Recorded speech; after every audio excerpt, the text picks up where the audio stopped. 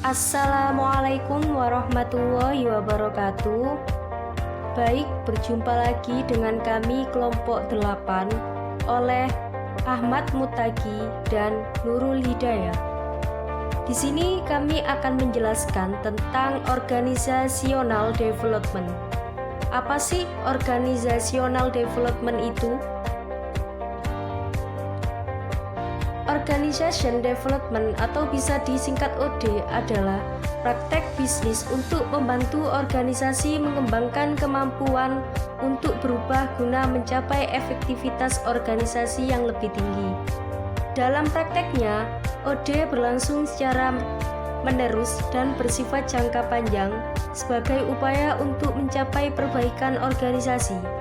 Hal yang sangat penting dalam melaksanakan program OD adalah diperlakukannya hubungan yang kuat antara individu, tim, dan organisasi untuk menjalankan program secara efektif. Tahapan organisasi development. Tahap 1. Antisipasi kebutuhan akan perubahan. Langkah pertama yang dapat dilakukan adalah mendengarkan masukan dari para manajer. Misalnya, bahwa organisasi saat ini sedang berada pada kondisi yang tidak baik dan memerlukan perbaikan. Kondisi yang tidak baik bisa merupakan akibat dari pertumbuhan atau penurunan atau dari perubahan kompetisi, teknologi, hukum, atau perubahan sosial yang terjadi di lingkungan eksternal. Tahap 2. Kembangkan hubungan praktisi klien. Klien adalah orang atau organisasi yang akan dibantu melakukan proses perubahan. Pengembangan jalinan hubungan ini adalah faktor penting dari keberhasilan atau kegagalan dari sebuah program OD. Praktisi OD akan berusaha menerapkan bentuk-bentuk komunikasi terbuka, hubungan yang saling percaya, dan atmosfer yang saling bertanggung jawab. Tahap 3. Fase diagnostik. Praktisi OD dan klien akan mulai berbagi data mengenai sistem yang ada. Pengumpulan data merupakan sebuah aktivitas penting untuk menunjukkan masalah yang terjadi. Aktivitas ini merupakan kegiatan untuk melakukan diagnosis. Satu hal yang secara operasional bersifat baku bagi seorang praktisi OD adalah menanyakan kepada klien mengenai permasalahan yang terjadi. Dalam banyak kasus, perspektif klien bisa saja bersifat bias terhadap permasalahan yang terjadi. Karenanya, untuk mengatasi hal ini, setelah memperoleh informasi yang relevan dengan situasi yang dianggap sebagai permasalahan, klien bersama praktisi OD akan bersama-sama menganalisa data untuk mengidentifikasi area yang bermasalah serta hubungan sebab akibat yang terjadi.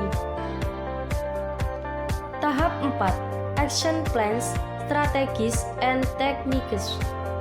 Fase diagnosis membawa kepada beberapa tahapan intervensi, aktivitas atau program yang ditujukan untuk memecahkan permasalahan dan meningkatkan efektivitas organisasi.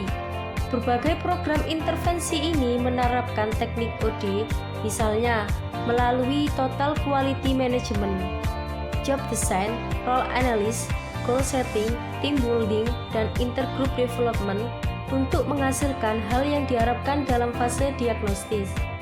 Dari semua tahapan program OD, fase keempat ini merupakan tahapan yang memerlukan waktu paling banyak.